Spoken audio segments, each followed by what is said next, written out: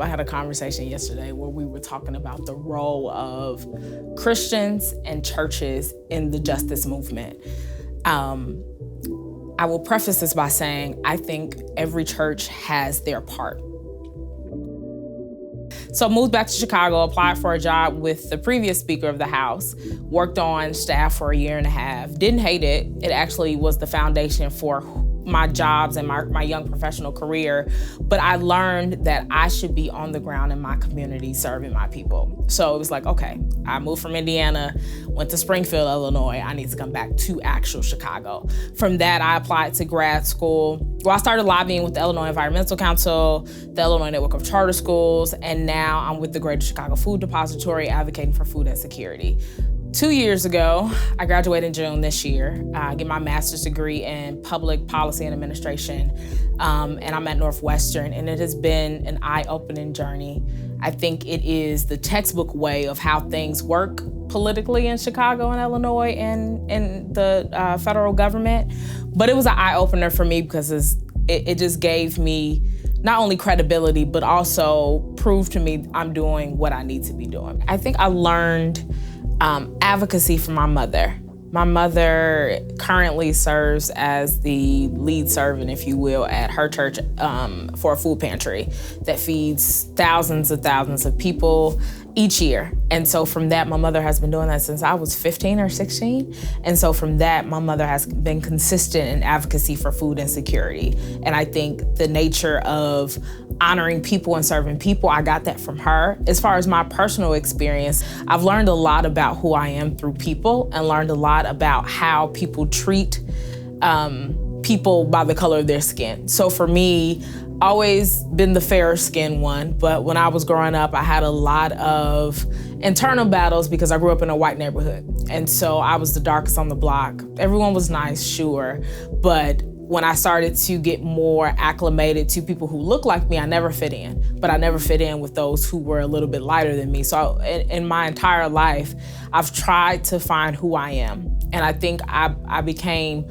more certain with who I am by doing this type of work, advocating for people who don't have a voice, advocating for people who look like me but are like me too, that never fit in anywhere, but you know you're called by God. And so in the duration of my life, I've taken the stance to always have a voice, to represent people that can't speak up for themselves, and that's why I do this work. I think every church plays a role, whether that is advocating for food insecurity, education, but no matter what your role is, you cannot preach Christ and not serve his people and serve his people in justice. And that doesn't mean every church needs to be on the front lines, but you have to, as a Christian, because that's what they called us back in the day. It was because you look like the person you serve. So I'm calling you a Christian because your life reflects that. So us as Christians have a duty to serve justice and to talk about issues that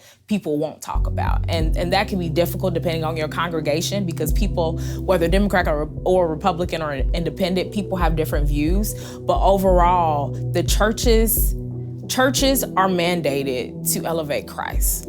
And if we look at Jesus's mission, it was nothing but justice. I mean, he got talked about for hanging out with people that didn't look like him, or, you know, doing miracles in cities and different things where people, even his own disciples, told him not to do it. So Jesus was known by the underdog, right? Jesus himself was an underdog too. That's a whole different story for another day. But back to your question, the role of churches, I just think we have to talk about issues. I think we have to choose what we want to advocate for and stick by it. I think our role is to work in the community and serve the community by providing food, by providing resources. It is no reason that anybody inside the church should have to go outside to look for resources.